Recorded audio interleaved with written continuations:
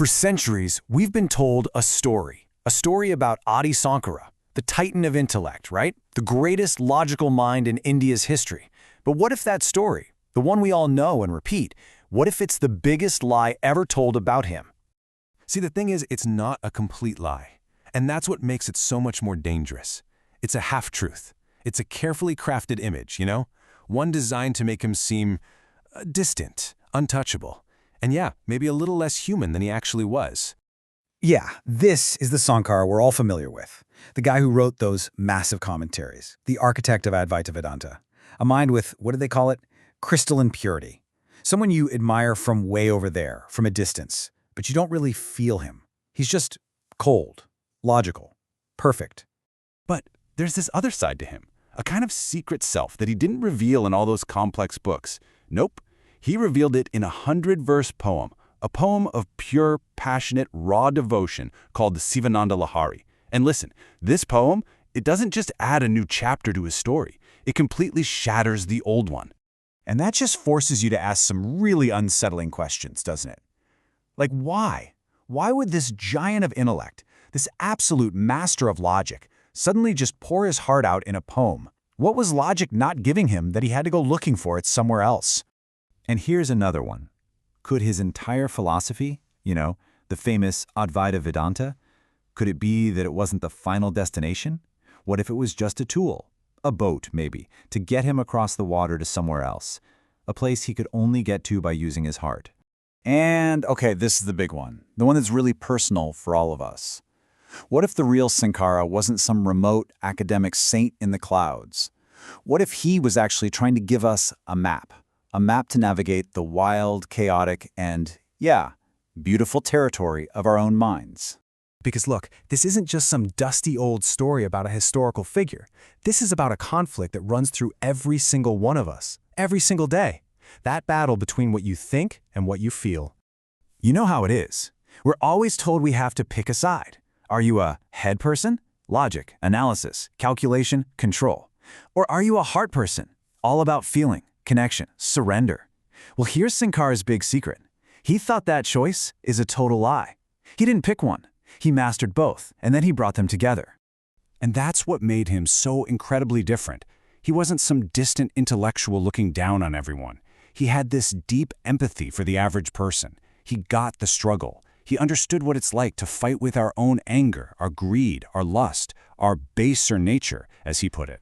And he knew for a fact that pure logic was not going to be enough to win that fight. So where did he hide his most profound teachings? Not in some dense philosophical text. Nope, he hid them in simple metaphors, in images of your own mind. He was basically giving you a map written just for you. Okay, so let's really unpack this thing, because the Shivananda Lahari, it's not just a poem. It's a guide to your own consciousness. It's a framework for taking all that chaos that's inside you and turning it into a powerful force for, well, liberation. And the key to this whole map is how he totally redefines bhakti, or devotion. For most people, it's just, an emotional thing. But for Shankara, it was a science, a powerful science, a series of cascading reactions of love that would get you to the exact same place as pure logic. Liberation, right here in this life. So to explain how this science works, he kicks things off with a metaphor for the untrained mind. And he does not pull any punches. He calls it a monkey. I mean, just listen to this. Think about how raw and honest that is. This is the great Shankara admitting what our minds actually do. They jump from one desire to the next, get lost in fantasy, and they're just constantly distracted. Sound familiar to anyone? But then, he gives us the alternative. He shows us what that exact same mind can become when it's trained, when all its energy is focused. It can literally transform from that chaotic monkey into a majestic royal swan. And did you catch that? It's the same mind. The only thing that's different is where it puts its attention. The monkey just wanders everywhere, completely aimless. The swan has found a sanctuary, a single point of focus, and that's where it finds its freedom. So the big question is, how do you do it? How do you turn the monkey into the swan? Well, Shankara gives us a core principle. It's like a law of mental physics that's as real and as unavoidable as gravity. See?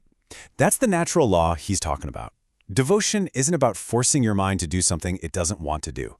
It's about recognizing that, just like a needle is drawn to a magnet or a river flows to the ocean, your mind is always flowing towards something. The only question is, what are you pointing it at? Devotion is just the act of pointing it at the highest thing you can imagine. Okay, let's step back. When you put all these pieces together, the monkey, the swan, this law of mental gravity, that old image of the cold, calculating logician just completely dissolves. And those questions we asked at the very beginning, they finally have an answer. So why did the greatest logical mind in India's history write a desperate love song? Because he knew that logic, analysis, and philosophy, they're absolutely essential. They build you the perfect boat to cross the ocean of life. But a boat with no engine, no wind in its sails, it just sits there. It goes nowhere. It's only the focused power of the heart, what he called bhakti, that can actually move you forward, that can propel you to the other side. And this reveals his ultimate and honestly incredibly simple secret. It doesn't matter where you are physically. A cave, a house, a forest, it's all irrelevant. The only thing that determines if you're a saint or if you're suffering, if you're happy or if you're miserable, is the state of your attention. Where is your mind fixed? So, in the end, we're left with two very different pictures of Sankara. There's the myth, the cold academic, the guy who's all head and no heart. And then there's the truth, the one he hid in this poem, a supreme master of the heart. You see, his real genius wasn't in rejecting emotion. It was in understanding its immense power, and then giving us a user's manual to channel it, to aim it at the highest possible thing. He wasn't just a philosopher, He saw himself as a guide. He even said it himself in another one of his works. His mission was to cross the ocean himself, and then, with no selfish agenda, turn around and help the rest of us get across.